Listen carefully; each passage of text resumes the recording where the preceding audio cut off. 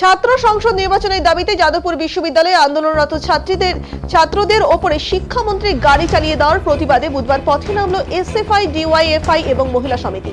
এদিন জলপাইগুড়ি শহর সংলগ্ন শিরিষতলা এলাকায় ঘটনার প্রতিবাদ জানান সংগঠনের সদস্যরা। ঘটনা নিয়ে শিক্ষামন্ত্রী ব্রাত্য বসুর পদত্যাগের দাবি জানানো হয়েছে। যাদবপুর বিশ্ববিদ্যালয়ে ছাত্র সংসদ নির্বাচনের দাবি জানানো ছাত্রছাত্রীদের ওপর শিক্ষামন্ত্রী গাড়ি চালিয়ে দেওয়া, ক্যাম্পাসে ভয়ভীতির পরিবেশ কায়েম করার অপচেষ্টার অভিযোগ তুলে প্রতিবাদে সোচ্চার হন সংগঠনের সদস্যরা। এদের শিক্ষামন্ত্রীর কুশপুত্তলিকা পড়ানো হয়।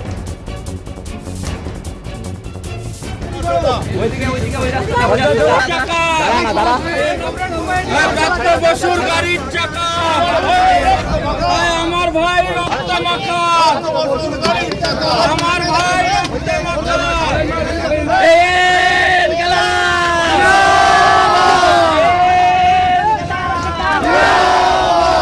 আজকে কি কর্মসূচি কাদের তরফ থেকে?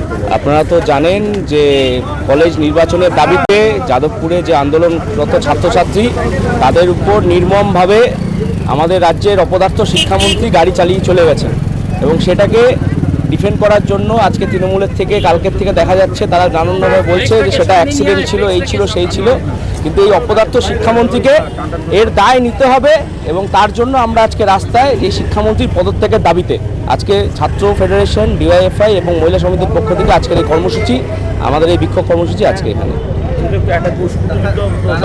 হ্যাঁ, কোন জায়গায় এটা? এটা শিরিষতলা মোড়ে মিছিল করলে প্রথমে?